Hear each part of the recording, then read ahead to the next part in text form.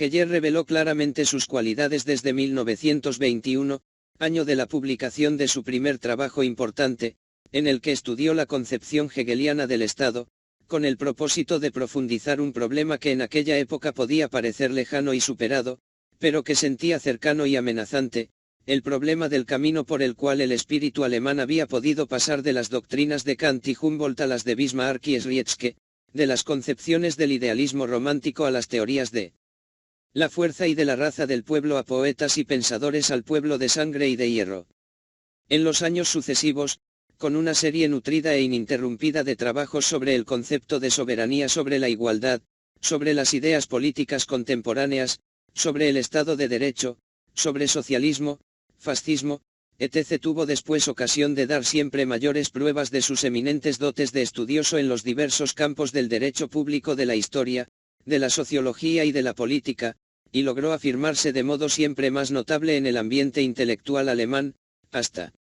el año 1933, cuando bruscamente se extendió en Alemania una sombra de silencio sobre sus libros y sus doctrinas. En enero de aquel año, Hitler había conquistado el poder, como dice un discípulo suyo, preveía lo que nadie parecía prever Alemania, y que por el hecho de haberlo previsto quiso organizar una resistencia, que resultó victoriosa. Tuvo que tomar el camino del exilio. Esa huida lo llevó a la España republicana y socialista, y no fue pura casualidad. Era este el país al que había vuelto su pensamiento lleno de esperanza algún tiempo antes, cuando en el prefacio a la segunda edición de su libro sobre el fascismo, puso de relieve el significado y la importancia de la caída de Primo de Rivera y advirtió a los pueblos de Europa el peligro que representaba para ellos un régimen que exaltaba la violencia y que, a su juicio, carecía de coherencia política y de toda orientación ideológica. España era, además, el país en el que Heger sabía que sería acogido cordialmente por los muchos jóvenes estudiosos que habían sido sus discípulos en la Universidad de Berlín y habían sentido toda la fascinación de su enseñanza viva y sensible a los más distintos problemas. Desgraciadamente, en España, donde encontró, como había previsto, la más calurosa acogida y donde le fue ofrecida la cátedra de Ciencia Política de la Universidad de Madrid, apenas si pudo iniciar su trabajo, pues en noviembre de aquel mismo año 1933 murió casi repentinamente, a causa de una lesión cardíaca que había adquirido en la Primera Guerra Mundial, el mortal saludo de los gases asfixiantes, que había recibido combatiendo en las trincheras en defensa de aquella misma Alemania que, algunos años después, por las leyes raciales, habría de rechazarlo de su propio seno. Así dejó, sin concluir, su obra fundamental, la obra de su vida, Die Staatslehre, que fue publicada el año siguiente en Leiden por su devoto discípulo Gerhard Niemeyer. Si en Alemania por razones evidentes esa obra quedó ignorada o poco menos, al igual que otros escritos suyos anteriores, fue primeramente conocida y dada a conocer por los estudiosos españoles en su país y después, al fin de la guerra civil, y al emigrar muchos de ellos al otro lado del Atlántico, fue también dada a conocer en los más importantes centros de cultura de la América Latina. En Italia no se puede ciertamente decir que la obra de Heger haya pasado del todo inobservado. Ha hablado de sus teorías sobre la soberanía y sobre el Estado de Derecho, de su posición crítica frente al formalismo y también de su libro sobre el fascismo, pero de su obra mayor, Die Staatslehre, que yo sepa, poco o nada se ha dicho. Así, por ejemplo, en los informadísimos estudios que se publicaron entre nosotros en 1938 nada se menciona sobre las doctrinas de derecho público alemán de los años inmediatamente precedente. Emoticono cara feliz. En este trabajo no me propongo hacer un examen completo de los escritos de Heger y tampoco es mi intención hacer un análisis detallado de su Staatslehre, que trata cuestiones múltiples y de muy variada naturaleza, pero que, habiendo quedado inconclusa, frecuentemente las trata de modo desigual y sin seguir un orden rigurosamente sistemático. Me propongo solamente extraer de la compleja materia de ese libro, aquellos elementos que sirven para indicar las líneas fundamentales de la doctrina del Estado de Heger, doctrina que, a mi juicio, presenta un interés notable, por la autonomía del pensamiento del autor frente al formalismo y al antiformalismo y por la contribución que puede ofrecer actualmente, no solo a los estudiosos del derecho público, sino también todos aquellos que procuran profundizar los problemas de la experiencia jurídica y de la sociología de la cultura y que se dan cuenta de los lazos que unen estos distintos órdenes de problemas, posición que Heger asume frente a las corrientes extremistas del formalismo del antiformalismo jurídicos aparece claramente definida desde las primeras páginas de su Staatslehre. En esas páginas aclara, ante todo, que su doctrina sobre el Estado no tiene nada que ver con la doctrina general del Estado de Kelsen, ni con las doctrinas generales que, antes de Kelsen y en la segunda mitad del siglo pasado, fueron elaboradas en Alemania y cuyo efecto consistió en ir restringiendo progresivamente el propio campo de investigación, hasta reducir su disciplina a poco más de la historia y elaboración de algunos conceptos fundamentales del derecho público. Estas doctrinas generales, según Heger, caen en el error de creer que el Estado puede ser estudiado independientemente de las singulares consideraciones de tiempo y lugar, y parten de un presupuesto inadmisible, al decir que el Estado, o por lo menos su estructura formal, es algo fijo, invariable e independiente de aquellas condiciones. Si se quiere evitar ese error y si se considera inadmisible ese presupuesto, es entonces necesario abandonar como irrealizable la idea de construir una doctrina general del Estado y es necesario limitarse a construir, como afirma precisamente Heger, una simple doctrina del Estado, sin pretensiones de generalidad, y a la cual se atribuía tarea de investigar la específica realidad de la vida estatal que nos circunda y de comprender al Estado en su estructura y función actual, en su devenir histórico y en su tendencia evolutiva. Es fácil darse cuenta de que una doctrina del Estado que se aparta tan claramente de las doctrinas generales elaboradas por el formalismo jurídico deba acabar por aproximarse y casi coincidir con la ciencia política. Es necesario explicar qué es lo que pretende indicar Heger con esta denominación. Por ciencia política no entiende aquella disciplina que análogamente a las doctrinas del derecho natural, pretende señalar los principios e ideales políticos que tienen validez universal, con el fin de valorar los hechos sobre la base de aquellos principios e ideales. Heger entiende por ciencia política, aquella disciplina que en sus investigaciones sobre los fenómenos políticos concretos se muestra plenamente consciente del valor de las críticas que el historicismo del siglo pasado hizo al iusnaturalismo y, sobre todo, de la importancia de las enseñanzas de la moderna sociología de la cultura o del saber, Wissensoziologie,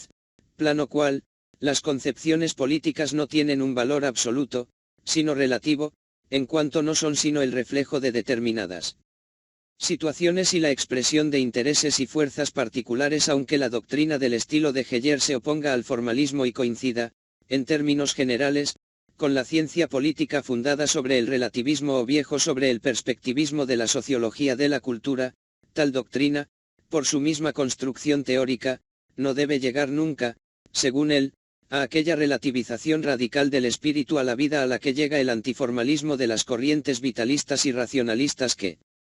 convergen en Nietzsche, y no debe tampoco atribuir un valor absoluto a un elemento particular frente a otros elementos que componen el Estado, tal como lo hacen aquellas corrientes que, aun siendo antiformalistas, reducen el Estado a la clase, a la raza,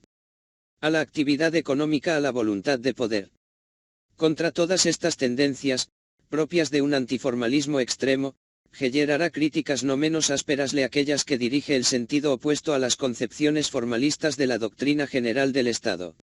Según Heger, los sostenedores de las corrientes antiformalistas del vitalismo y del irracionalismo extremo no perciben que, negando esta posibilidad, niegan al mismo tiempo la pasibilidad de la ciencia política, porque ella puede subsistir como tal, solamente si le es posible mostrar ciertas constantes que permanecen idénticas a través de todos los cambios históricos y sociales después de haber criticado las opuestas corrientes del formalismo racionalista y del antiformalismo voluntarista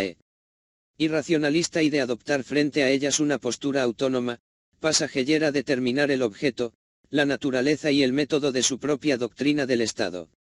En lo que respecta al objeto, rechaza primeramente como erróneas las concepciones científico-naturalistas del Estado, para las que no existen diferencias substanciales entre la sociedad de los animales y la de los hombres y para las cuales el Estado no sería otra cosa que un fenómeno del mundo de la naturaleza, resultante de la relación recíproca entre las tendencias constantes de la naturaleza humana y los distintos elementos que componen el ambiente geográfico, técnico, económico y social en que vive el hombre.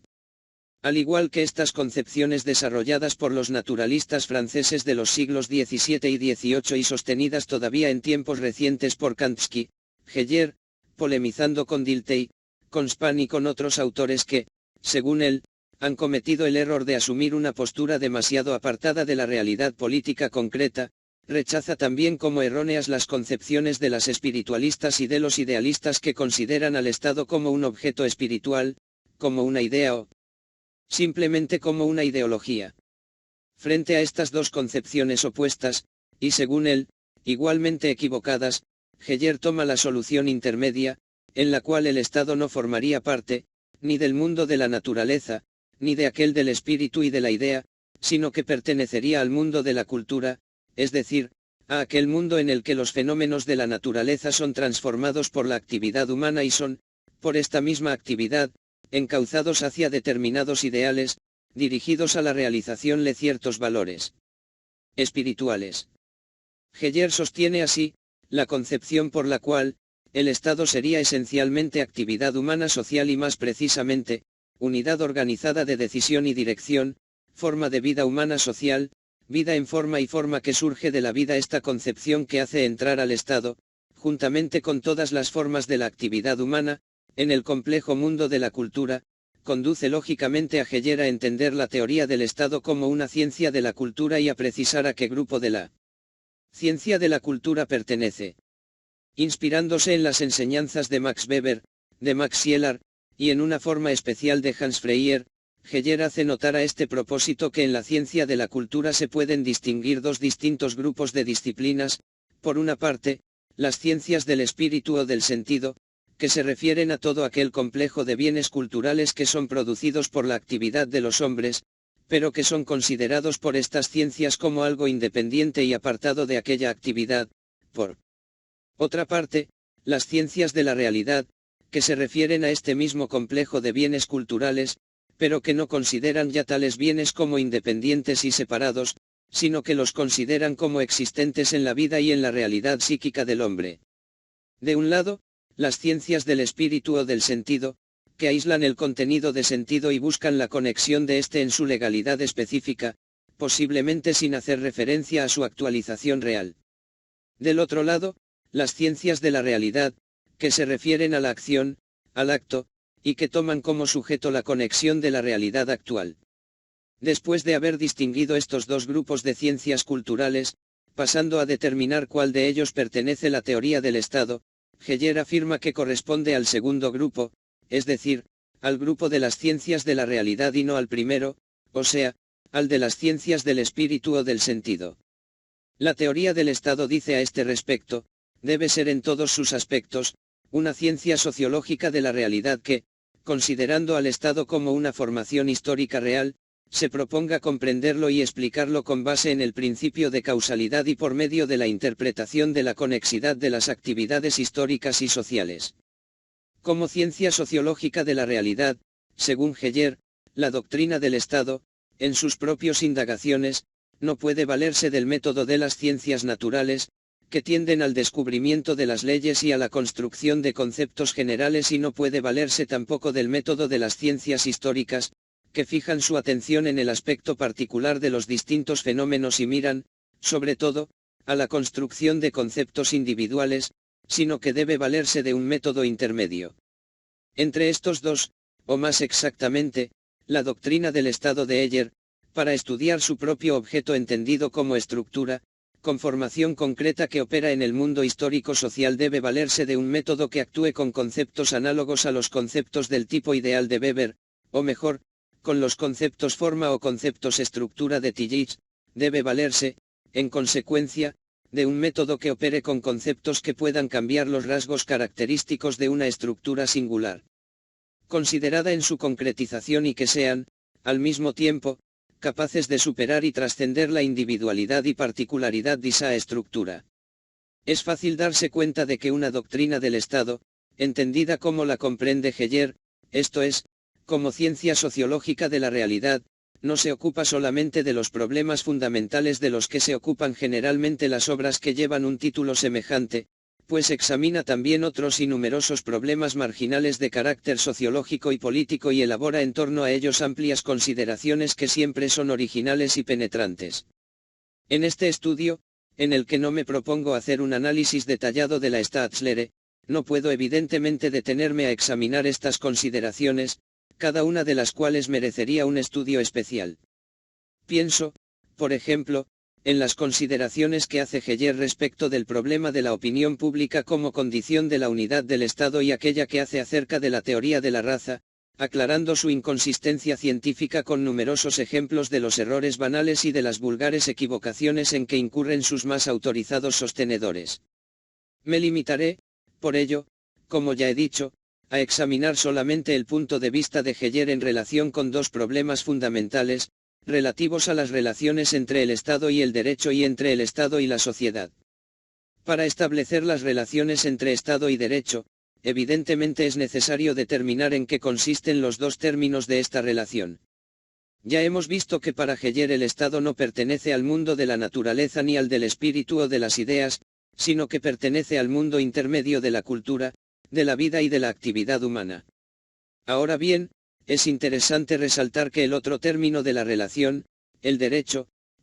positivo que es el único derecho del que debe ocuparse la teoría del Estado, tampoco pertenece, ni al mundo de la naturaleza, ni a aquel del espíritu y de las ideas, sino que pertenece, como el Estado mismo, al mundo de la cultura, de la vida y de la actividad humana.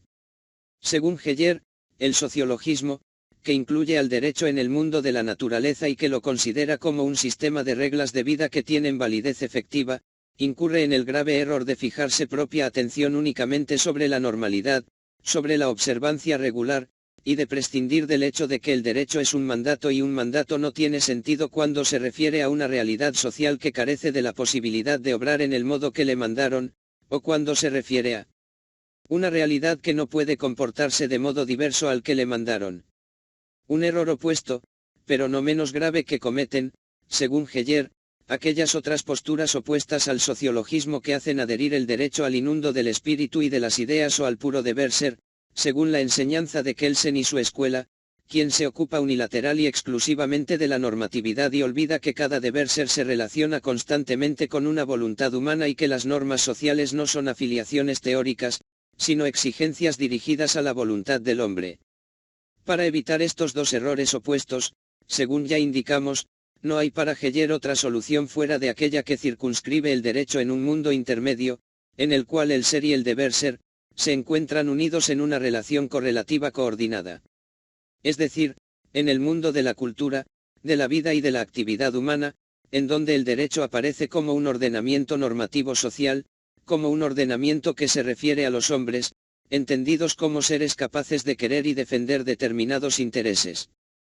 Después de haber así explicado que el derecho, igual que el Estado, un fenómeno cultural perteneciente al mundo de la voluntad y de actividad humana, Heyer afirma que entre el Estado y el derecho existe una relación recíproca, una relación dialéctica, en la que ninguno de los dos términos precede o supera al otro.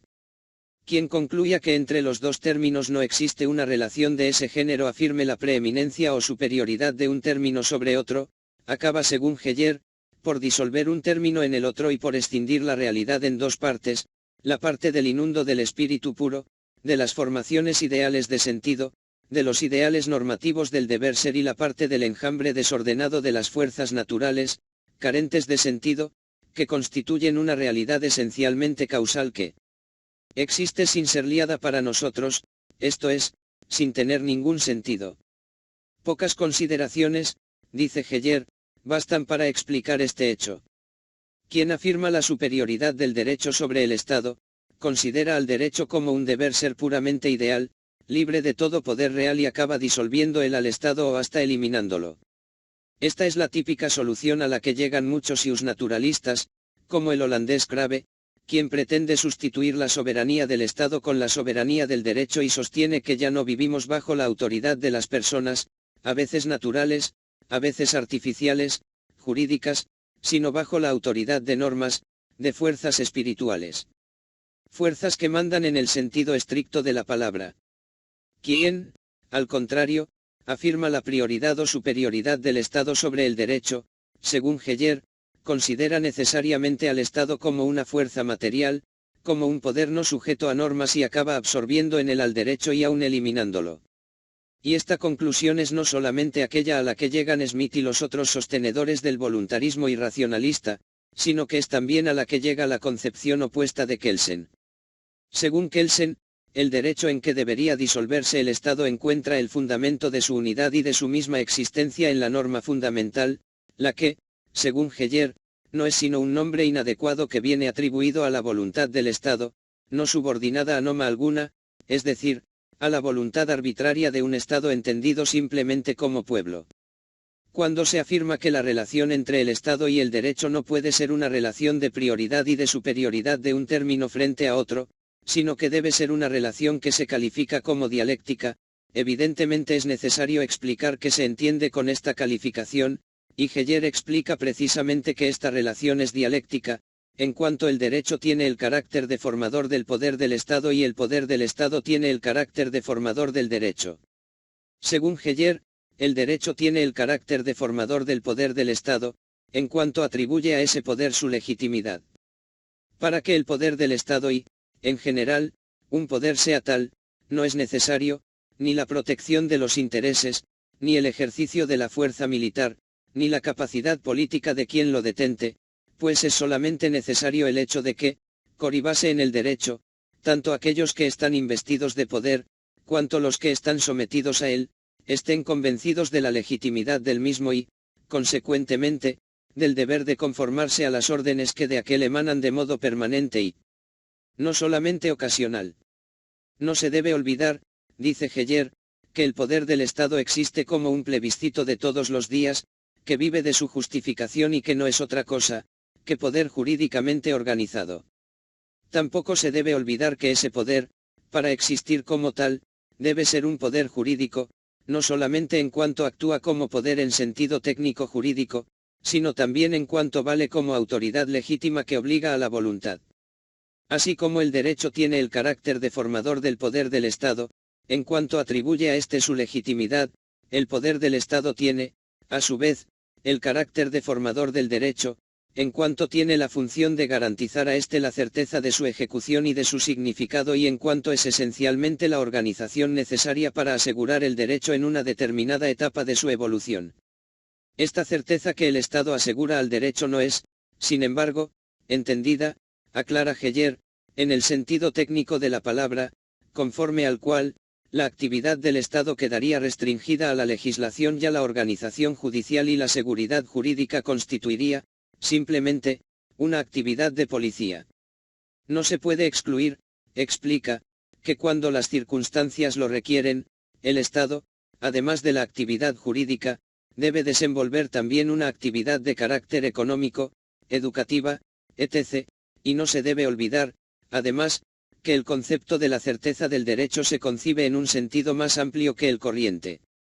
No se trata solamente de una certeza de ejecución asegurada por la coacción estatal organizada, sino también de una certeza del significado del derecho, certeza que exige la organización del Estado según las vías del derecho. El hecho de que Heyer use el principio de la certeza del derecho en un sentido mucho más amplio que el corriente y especialmente, el hecho de que hable de la función legitimadora del derecho con relación al Estado, hace surgir la duda sobre si, al examinar las relaciones entre el Estado y el derecho, considere no solamente las relaciones con el derecho positivo, sino que se refiera implícitamente al derecho natural, mejor aún, a la justicia. Para deshacer esta duda, Heyer advierte que según él, tal problema debe ser considerado como extraño a la teoría del Estado, entendida como ciencia de la realidad, y explica que la función legitimadora que ejerce el derecho en relación con el Estado no tiene el carácter de una justificación ideal, es decir, de un juicio sobre la justicia del derecho, sino el carácter de una legitimación social, que sirve para indicar, en una determinada comunidad jurídica, cuál es la autoridad llamada a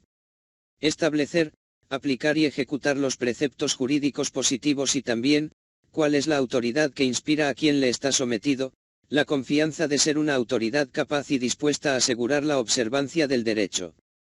Después de haber visto cómo Heyer resuelve el problema de las relaciones entre Estado y derecho, interesa ahora ver cómo resuelve el problema de las relaciones entre el Estado y la sociedad.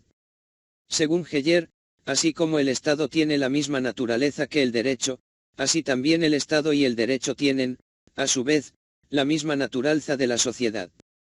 Los dos términos de la primera relación que hemos considerado, así como aquellos de la segunda que ahora tenemos que examinar, pertenecen a aquel mundo de fenómenos que se encuentra en una posición intermedia entre los hechos y los valores, mundo que hemos calificado genéricamente como mundo de la cultura, de la vida y de la actividad humana. La sociedad, o más exactamente, la realidad social, dice Heger, a la par que la realidad jurídica y la estatal, no es un algo espiritual, un algo envuelto en una experiencia de vida anterior al sujeto, y no es tampoco un algo natural que exista en sí, externa independientemente del sujeto, como podría ser la masa física, instintiva, impulsiva y carente de voluntad autónoma, sino que es, al contrario, intermedio, es decir, una conexión de actividad realizada por los hombres, quienes, como tales, tienen la capacidad de decidir y obrar de modo constante y siguiendo las propias intenciones.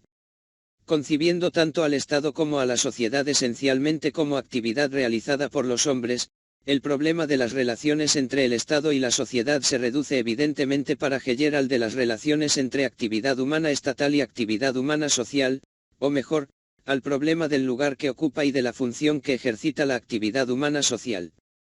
Planteado así el problema, se puede inmediatamente observar que Heger, para resolverlo, empieza rechazando todas aquellas concepciones que pretenden dividir la actividad humana en diversos sectores autónomos y que, operando así, acaban por considerar la actividad humana estatal y al Estado mismo como un sector aislado e independiente frente a la actividad humana social y a la sociedad considerada en su totalidad. Según él, esa división en sectores debe ser completamente rechazada, porque no se debe olvidar que todos los actos de la vida humana son y no pueden ser otros que actos sociales y que la actividad estatal y el Estado no pueden ser estudiados y comprendidos en su real significado, si no son considerados en relación con la totalidad de los actos sociales y de la sociedad misma. Desde ese punto de vista, dice, se debe reconocer al marxismo el mérito incuestionable de haber reaccionado contra toda tentativa de aislar al Estado de la realidad de la vida social, de haber afirmado la totalidad de esta vida precisamente en una época en que dominaba una especialización morbosa y la investigación de los hechos caía en un positivismo superficial. El marxismo, según Heger, tuvo, sin embargo, el defecto de subordinar la actividad estatal a la actividad social y de entender ambas actividades de modo unilateral, es decir, exclusivamente como actividad económica. En el esfuerzo de corregir ese defecto y de entender de modo más amplio y comprensivo, tanto la actividad social cuanto la estatal, Heger llega a concebir la relación Estado-sociedad de un modo muy distinto de cómo lo concibe la doctrina marxista. Adhiriéndose a una larga tradición de intérpretes y de continuadores de esta doctrina, que, como él, tuvieron el sentido de su unilateralidad, procuró, ante todo, poner en evidencia la importancia que en la vida de la sociedad y del Estado tienen el factor político y otros, distintos del económico. Concentrando después su atención en estos factores y en sus relaciones con el económico, afirma decididamente la autonomía de la función social del Estado frente a la de la economía. El Estado, dice, tiene por objeto organizar la cooperación social en un determinado territorio, la economía, por el contrario, tiene por objeto obtener el máximo rendimiento posible.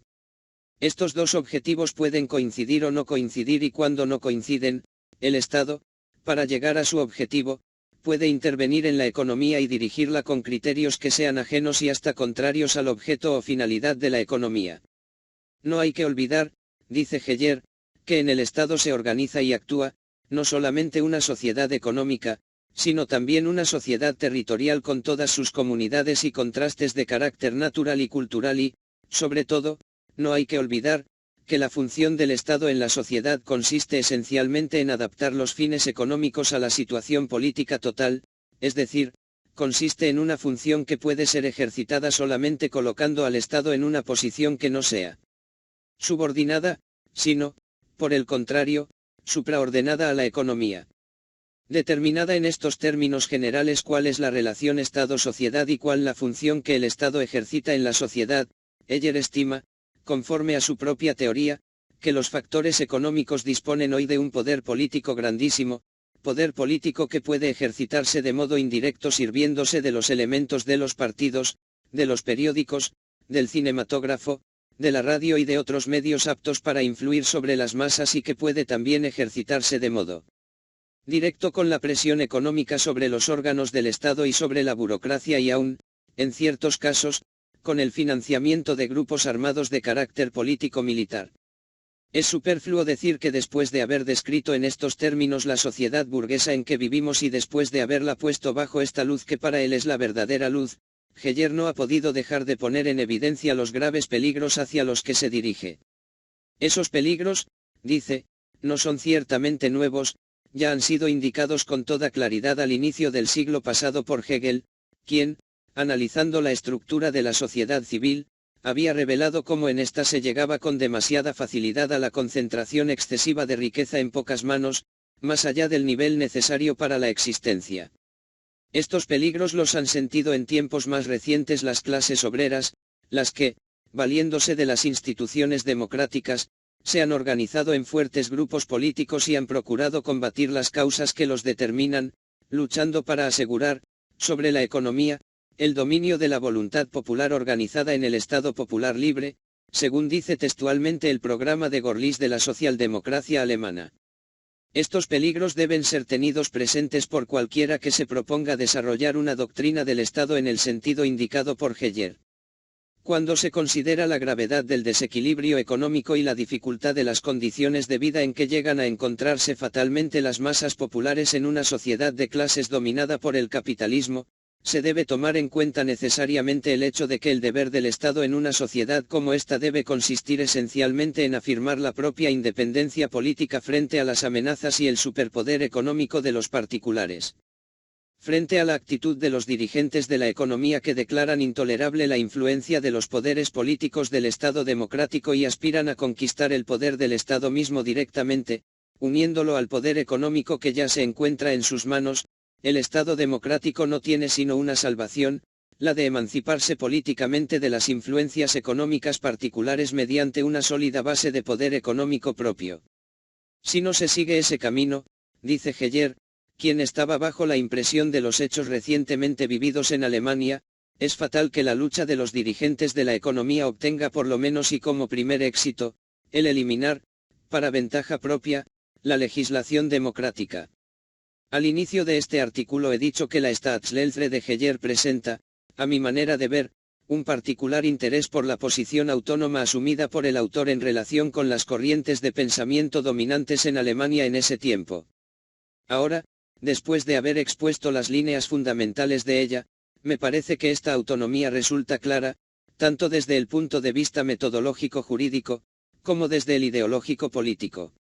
Desde el punto de vista metodológico jurídico, Heyer se opone, como vimos, a la corriente formalista de Kelsen y de sus predecesores y critica a esta corriente de un modo análogo al usado por Smith y otros antiformalistas, pero no sigue a estos últimos hasta el fin, es decir, hasta reducir el Estado a voluntad de poder o a decisión política.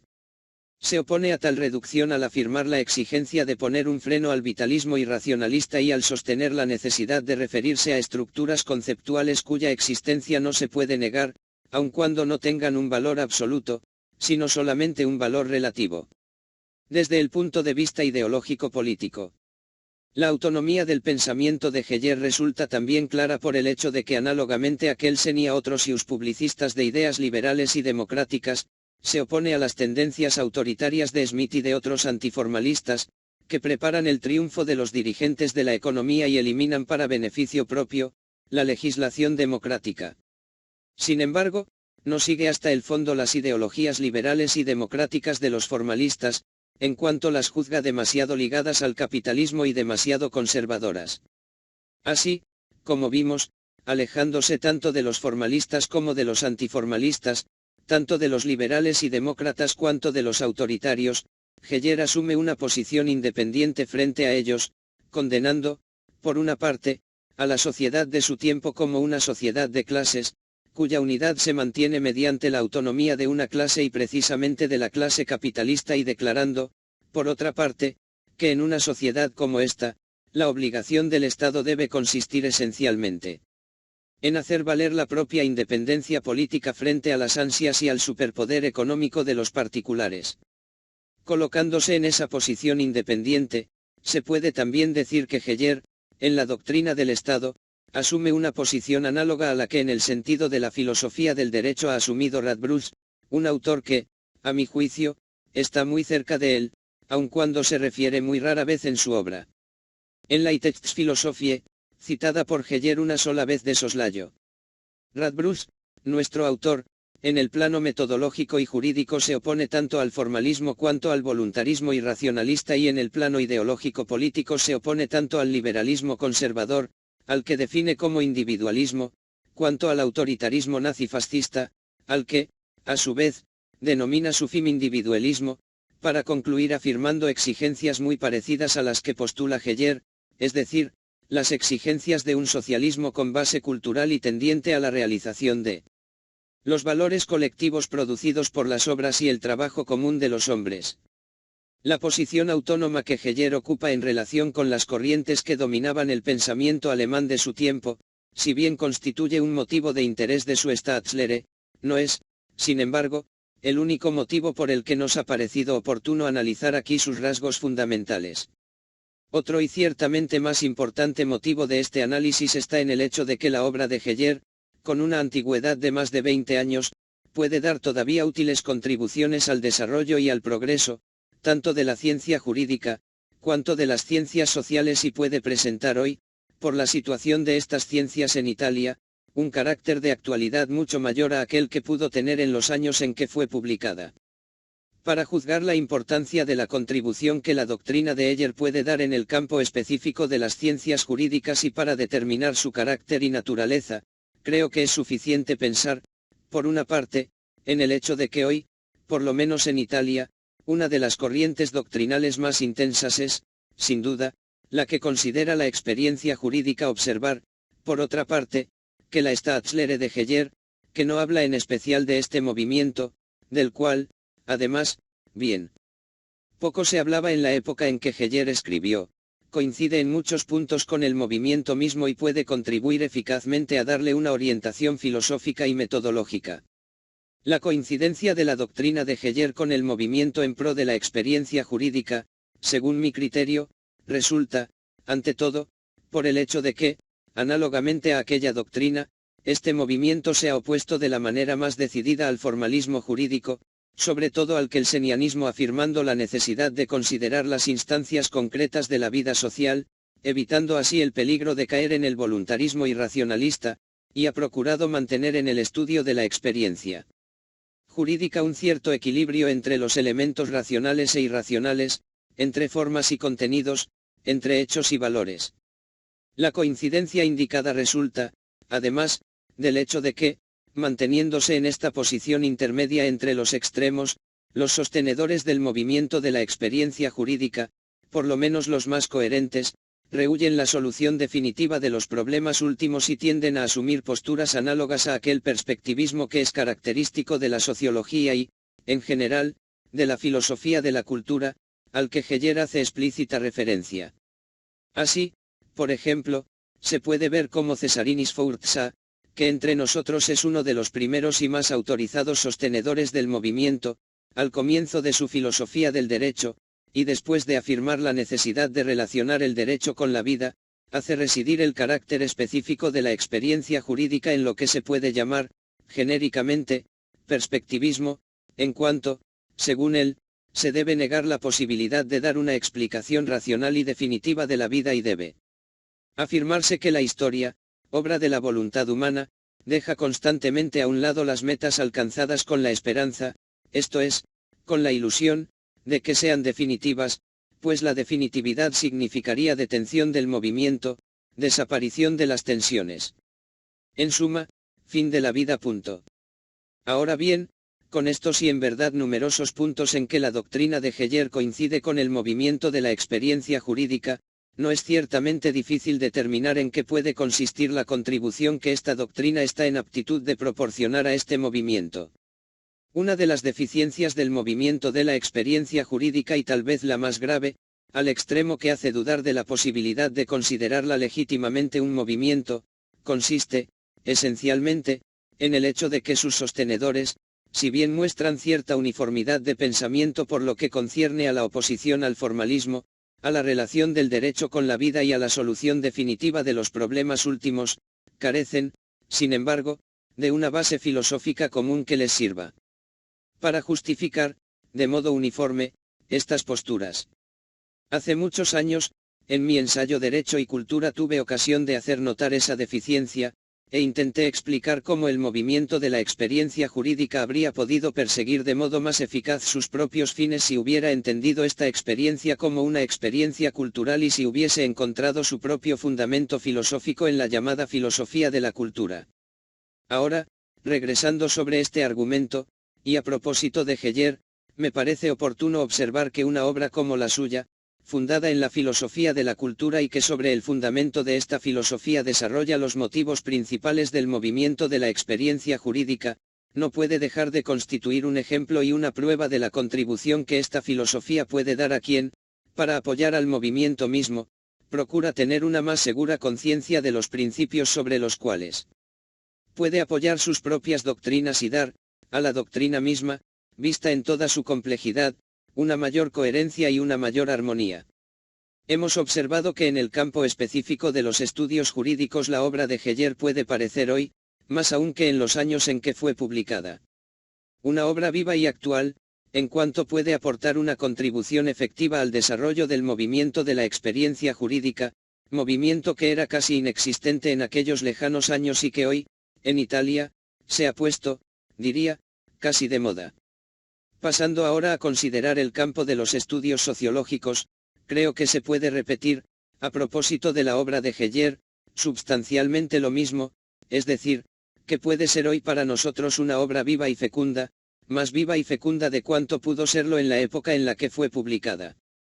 En aquella época, bajo el dominio casi incontrastable del pensamiento idealista, los estudios de sociología en Italia, tradicionalmente vinculados al viejo positivismo, eran, como es bien sabido, casi inexistentes, y los pocos cultivadores de estudios afines, que sentían un cierto interés por la sociología, siendo fundamentalmente positivistas, estaban prácticamente incapacitados para comprender y apreciar aquellos aspectos de la doctrina de Heger que se relacionaban con una sociología bien lejana del positivismo, como era, precisamente, la sociología de la cultura. Hoy, precisa reconocerlo, la situación ha cambiado, pues con el declinar del idealismo, con el renacer de los estudios marxistas, con la intensificación del interés por la cultura de los países en donde los estudios sociológicos gozan de gran prestigio, se puede decir que entre nosotros estos mismos estudios están despertando de un largo letargo y que en este despertar se nota el esfuerzo de romper lazos que por muchos años mantuvieron unida la sociología al viejo positivismo y de poner en luz las notables contribuciones que a esta materia pueden aportar las corrientes no positivista como son, precisamente, las de la sociología de la cultura. Así, se puede comprobar que mientras hace unos 20 años, algunos estudiosos como Renzi, Banfi, Bobbio, hablaban de los mejores sociólogos de cultura solamente en el terreno de la filosofía y solamente en esta sede podían imaginar que harían surgir un cierto interés hacia sus doctrinas, hoy se puede hablar y se habla de ellos en sede sociológica y muchos trabajos han sido ya publicados en Italia sobre la sociología de la cultura y sobre sus más significativos representantes. En los mismos años en que Heger escribía su Staatskritik, uno de los más notables sociólogos de la cultura, Mannheim, publicaba su obra mayor, Ideologie and Utopie. Esta obra, aun cuando recibió una amplia crítica de Croce, quedó casi ignorada en Italia, y de los escritos sociológicos de Mannheim, poco o nada se habló durante muchos años. Solamente después del fin de la guerra, cuando Mannheim murió, se empezó a hablar de él, con lo que el interés por su sociología ha ido creciendo más y más. Algo parecido, si bien en proporciones menores, pudo ocurrir con la obra de Heger. Su toque de atención por la sociología de la cultura y sus consideraciones sobre algunos problemas importantes de ella, pudieron despertar escaso interés en el ambiente intelectual italiano de hace 20 años, cuando la obra apareció y cuando los estudios sociológicos eran casi inexistentes. Hoy, por el contrario, en un ambiente distinto y en una época en que estos estudios están reviviendo, Aquel toque de atención y aquellas consideraciones de Heger, pueden despertar un vivo interés y aportar una notable contribución a los cultivadores de la sociología de la cultura. Ellos pueden sacar provecho, ante todo, porque la obra de Heger proyecta una nueva luz sobre los lazos que unen la sociología de la cultura con la teoría del Estado y del derecho, lazos de los cuales hemos ya hablado y, además, porque esta obra pone de relieve la necesidad de distinguir las corrientes de la sociología de la cultura que llevan en la filosofía, al voluntarismo irracionalista, y en lo político, al nazifascismo, de aquellas otras corrientes que se oponen a ellas y sostienen, como Heger, el perspectivismo en la filosofía y el socialismo democrático en lo político. Estas consideraciones sobre el significado de la obra de Heger y sobre las contribuciones que puede dar, tanto al movimiento de la experiencia jurídica cuanto al de la sociología de la cultura, no deben hacer olvidar algunos caracteres de esta obra, que la apartan de uno y otro movimiento o, por lo menos, la colocan en una posición particular frente a los dos. Estos caracteres son, el estatismo implícito en cada doctrina del Estado y el hegelianismo, que está en la base del estatismo mismo. Por lo que concierne al estatismo, es decir, a la concepción por la cual el derecho no es sino el derecho del Estado, no hay que olvidar que, por un lado, los mejores representantes del movimiento de la experiencia jurídica se oponen decididamente a tal concepción, afirmando que el derecho puede surgir de una pluralidad de fuentes distintas e independientes del Estado y no hay que olvidar que, por otra parte, Heger, como teórico del Estado, no consigue nunca alejarse del todo de aquella concepción, pues al contrario, substancialmente la acepta y sostiene, si bien en forma atenuada. Como se recordará, Heger afirma que el Estado es el formador del derecho, en cuanto tiene la función de garantizar a éste la certeza de su ejecución y de su significado y en cuanto es esencialmente la organización apta para asegurar el derecho en un determinado tiempo de su evolución. De este modo, no hay duda de que Heger, alejándose de los más notorios sostenedores del movimiento de la experiencia jurídica, desarrolla una concepción estatal del derecho, si bien esta concepción es, como he dicho, de carácter atenuado, en cuanto el Estado, según él, no se encuentra frente al derecho en una relación de superioridad, sino de paridad y en cuanto el derecho, formado por el Estado, es, a su vez, el formador del poder del Estado, ya que atribuye a este poder su legitimidad.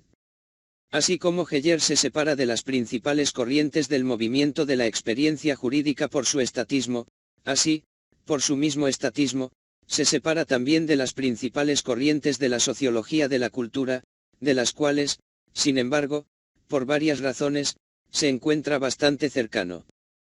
Para darse cuenta de esto es bastante pensar en la circunstancia de que la sociología de la cultura, como toda corriente sociológica, tiende generalmente a afirmar la importancia predominante de la sociedad sobre el Estado, en tanto la doctrina del Estado de Heger, como toda doctrina jurídica del Estado, tiende a afirmar la superioridad del Estado sobre la sociedad. Heger también se aleja de las corrientes principales de la experiencia jurídica y de la sociología de la cultura por su hegelianismo. He recordado al principio de este estudio que el filósofo al que Heger prestó antes y con más intensidad su atención, fue Hegel y se puede decir que la enseñanza de Hegel está presente en muchos puntos de la obra de Heger, especialmente allí donde afirma la superioridad del Estado sobre la sociedad. Piénsese, por ejemplo, en las páginas en las que Heger sostiene, contra Marx, la exigencia de colocar al Estado en una posición que no sea subordinada, sino supraordenada a la sociedad económica y con las que atribuye al Estado la función de organizar la cooperación social dentro de un territorio. Ahora bien, es evidente que su hegelianismo, al igual que su estatismo, lleva a Heger a colocarse en una posición particular, tanto frente al movimiento de la experiencia jurídica cuanto frente a la sociología de la cultura. El movimiento de la experiencia jurídica, cuando ha querido justificar filosóficamente sus tendencias contrarias al estatismo, se ha adherido a una tradición filosófica distinta de la hegeliana y, diría yo, casi contraria a ella, en la que hacen cabeza. El movimiento de la sociología de la cultura, además, aun cuando se ha adherido Hegel, lo ha hecho a través de aquellos discípulos que se han alejado del maestro, afirmando la superioridad de la sociedad económica sobre el Estado, es decir, propiamente, a través de aquellos discípulos cuyas doctrinas, en este punto, siempre ha combatido Heyer.